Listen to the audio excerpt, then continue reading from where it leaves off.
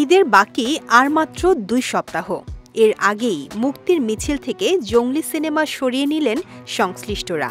বিষয়টি গণমাধ্যমকে নিশ্চিত করেছেন চলচ্চিত্রটির নির্মাতা এম রাহিম।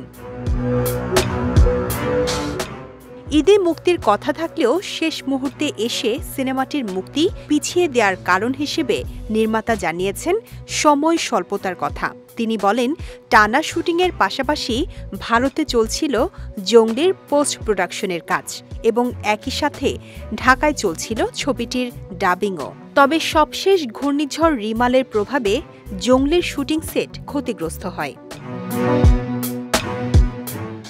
নির্মাতা জানান, দর্শকদের যে সিনেমা আমরা উপহার দিতে চাই সেই কোয়ালিটি অ্যাচিভ করা সম্ভব হবে না এই ঈদে, আর তাই শেষ মুহূর্তে এসে চলচ্চিত্রটির মুক্তি পিছিয়ে দেওয়ার এমন সিদ্ধান্ত নিতে হয়েছে। অনেকে ভাবছেন ঢালিউড সুপারস্টার শাকিব খানের তুফান সিনেমার দাপটে ভয় পেয়ে সরে গেল জঙ্গলি। এমন প্রশ্নের জবাবে নির্মাতা রাহিম জানান, তুফান আর জঙ্গলি এক নির্মাতার সিনেমা নয়। ঈদে তুফান আসবে এটি জেনে বুঝেই জঙ্গলি মুক্তির ঘোষণা দেয়া হয়েছিল। তিনি বলেন, তুফান বনাম জঙ্গলি কখনোই আমরা সমর্থন করি না, বরং আমরা বিশ্বাস করি তুফান ও জঙ্গলিতে।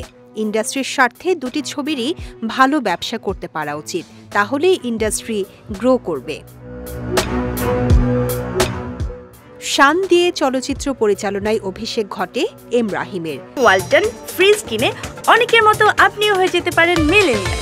সেরা পণ্যের সেরা অফার। জঙ্গলি হতে যাচ্ছে তার পরিচালিত দ্বিতীয় সিনেমা। তবে মুক্তির তারিখ ঘোষণা করেও ঈদে মুক্তি না দিতে পারার ব্যর্থতা স্বীকার করে রাহিম জানিয়েছেন, ঈদের পরপরই প্রেক্ষাগৃহে আসছে জঙ্গলি। সিনেমাটিতে সিয়ামের সঙ্গে জুটি বেঁধে অভিনয় করছেন চিত্রনায়িকা অভিনেত্রী শবনম বুবলী। তাছাড়া ছবিটিতে আরও থাকছেন দিলারা জামান, শহীদুজ্জামান সেলিম, এরফান মৃধা, শিবলু সহ অনেকেই।